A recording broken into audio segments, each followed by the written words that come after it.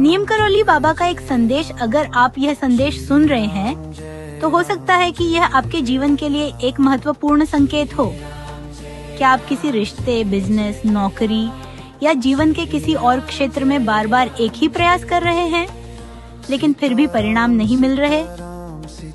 जरा एक पल रुकिए और अपने आप से पूछिए, क्या आपके मन ने पहले ही आपको यह संकेत दिया था कि यह रास्ता सही नहीं है?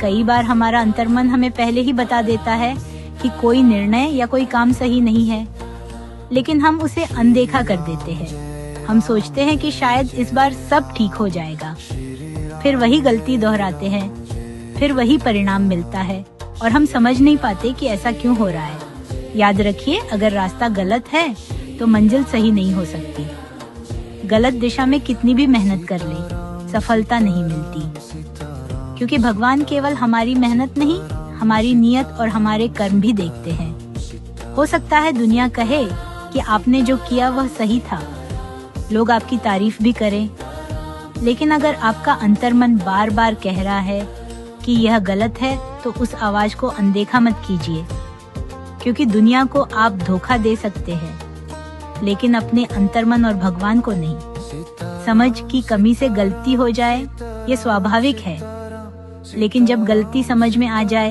तब भी उसे बार बार दोहराना हमें और दूर ले जाता है। अगर किसी रिश्ते में आप बार बार झूठ बोल रहे हैं, किसी का विश्वास तोड़ रहे हैं या किसी का दिल दुखा रहे हैं, तो उस रिश्ते में शांति कैसे आएगी? अगर बिजनेस में आप ईमानदारी छोड़कर गलत रास्ता चुनते हैं तो कुछ समय के लिए लाभ मिल सकता है, लेकिन स्थायी सफलता नहीं मिलेगी। अच्छी नीयत, सच्चे कर्म और ईमानदारी का फल कभी व्यर्थ नहीं जाता। कभी कभी उसका परिणाम देर से मिलता है, लेकिन मिलता अवश्य है। इसलिए आज से एक संकल्प लीजिए, जो काम आपका अंतर्मन गलत बता रहा है उसे छोड़ दीजिए। सही रास्ता शायद कठिन हो, लेकिन वही रास्ता आपको सच्ची सफलता, शांति और भगवान की कृपा तक ले जाएगा। अपने भीतर की आवाज को सुनिए, वही भगवान का सबसे बड़ा संकेत है। याद रखिए, गलत कर्म का परिणाम गलत होता है और सही कर्म का परिणाम सही।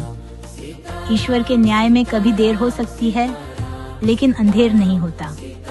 जय नीम करौली बाबा। ये स्क्रिप्ट लगभग 2 से 3 मिनट के YouTube वीडियो के लिए उपयुक्त है और भावनात्मक व आध्यात्मिक शैली में दर्शकों से जुड़ने में मदद करेगी।